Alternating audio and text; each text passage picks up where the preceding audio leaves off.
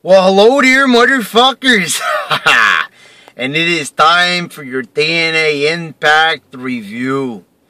Very controversial time when I review these Impact shows. But this week, the show was good. It was a decent show, I have to say. Now, before I get started, I just want to say I'm not going to be reading from my paper. That caused problems last time because I said Kurt Angle read from the paper. A bunch of people raged at me, said, "You can't talk about Kurt Angle read from paper because you read from the paper!" You people are retarded. You can't come out at me with any other insults. You have to insult me on my paper. My motherfucking paper. Anyway, papers aside, motherfuckers. We start off the show on a depressing note, though. They're in the Manhattan Center. You know, one of my favorite places to watch wrestling with a great crowd. I also want to point out that the crowd must have been heavily edited. There's no way that crowd was as tame as it sounded. It's one of the most raucous crowds. They don't give anybody a fucking break. There's usually chants and insults at almost every single wrestler, whether you like them or not. That's how it is. It's a very trolling crowd. You know, but I didn't hear that this time around. So either it's because they were bored out of their minds with TNA, or they were editing it out. And I think it was editing out, because it wasn't that bad of a show. Taz comes out, he does this whole ECW shtick. You know, beat me if you can, survive if I let you. You know, there's a point where things just become like dated. ECW. Everybody is raging at me for my past Impact reviews.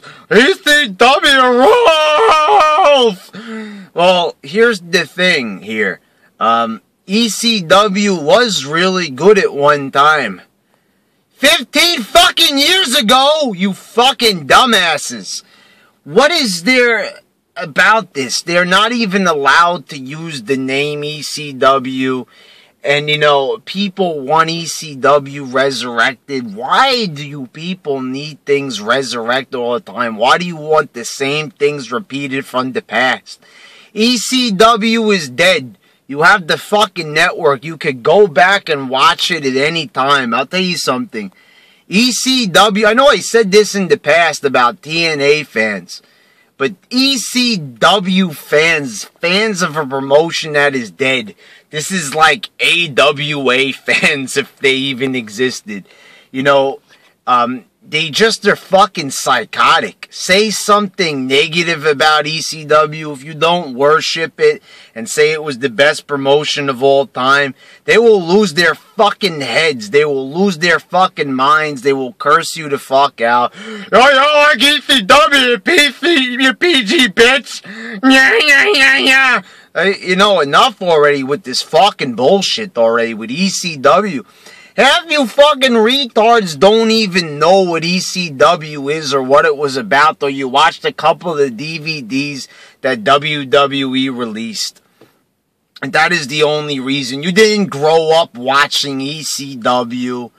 I watched ECW on fucking TV, even when they used to air it like 1 o'clock in the morning on fucking, it was MSG here in New York, you know.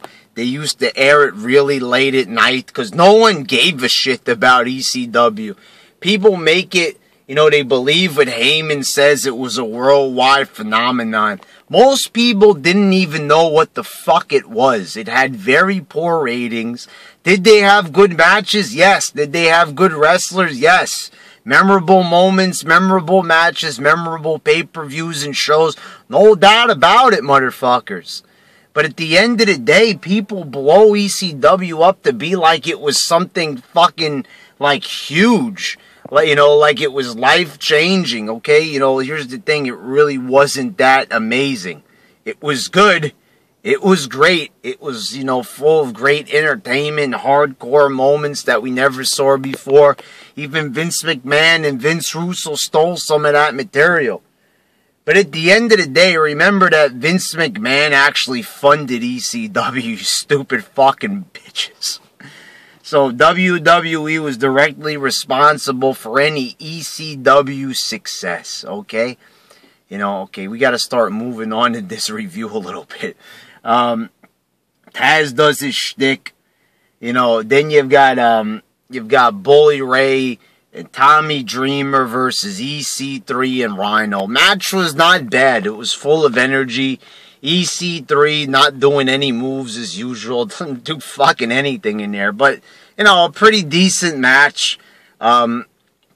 EC3 rolls up Bully Ray from behind. He's all shocked that he gets beat. I forget if it was Bully Ray or Tommy Dreamer. One of them got rolled up. Whatever. It was not a bad match. It was pretty, you know, good. Maybe the environment helped it out a bit. But, you know, it was an alright match. No real complaints there. See, positivity, motherfuckers. Then you had next division gauntlet match. Austin Aries versus a bunch of people who barely appear on TV like Manic. It's a good match. Good action. Lots of fucking crazy ass shit. I forgot to mention they brought back the six-sided ring. You know, they're getting fucking desperate here, so they're trying to pull things out from the past. So, you know, it was a good match. The crowd is chanting, "This is awesome." And, you know, I really have to step in and say this. I know this is the TNA crowd, and that's where this chant pretty much originated from. Because this didn't happen in WWE ever. This fucking chant, "This is awesome." But, you know, I'm getting fucking sick and fucking tired of "This is awesome" through every single fucking match. A good match, but it wasn't mind-blowing, okay? Good match. Austin Aries might do option C next week at Destination X. You know, and they barely even mentioned Destination X. They're not even promoting it, and it's a goddamn pay-per-view. You know, you're not paying for it. It's a free pay-per-view. But if it's gonna be like a super card, how about promoting that shit, huh? Then you had Eric Young and Bobby Roode, and they win by disqualification against MVP and Kenny King. Just a shit match. You know, this was a pretty, you know, a terrible match. There wasn't anything going on with it. You know, MVP is injured still, so, you know, he really couldn't do fucking anything in there, so he hits him with a crutch, and that is that. Then you had Madison Rayne defeating Brittany in the no count out, no holds barred match. Taz and Mike Tenay are fighting over something on commentary. I don't even know what the fuck it is. They're fighting about it being no count out, no disqualification, and it was no count out, no disqualification. So I don't understand that. This commentary is just as bad as fucking WWE. It was a good match, actually, though. I enjoyed it. You know, good effort. Brittany, for some reason, since turning heel, she seems like she's a better wrestler. I don't know what the fuck that's about. Then in the main event, you had Bobby Lashley defeating Jeff Hardy, and Lashley still is champion, which I don't like. But this was it was a short match, but a decent match. Jeff Hardy missing the swanton. His whole fucking back goes right onto the steel steps. That right there was fucking hardcore. That was more hardcore than anything by the ECW fucking has-beens. That was a pretty good spot there. Jeff Hardy, doesn't matter if he's getting older, still puts his body on the line. Jeff Hardy, you know, undoubtedly like the best wrestler on the roster. This guy is the one that goes above and beyond. He should be fucking world champion like forever in this company. He's the only decent champion they ever had. Then at the end, you had, you know, I don't know why it doesn't end with the world championship, but it ends with Team 3D, guys.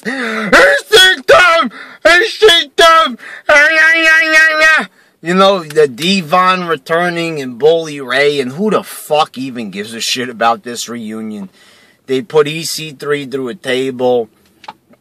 Dixie Carter is just jawing on the fucking mic, and who the fuck gives a shit? I guess it was an okay moment. The Dudley Boys, who can't even be called the Dudley Boys, reuniting in New York, their hometown.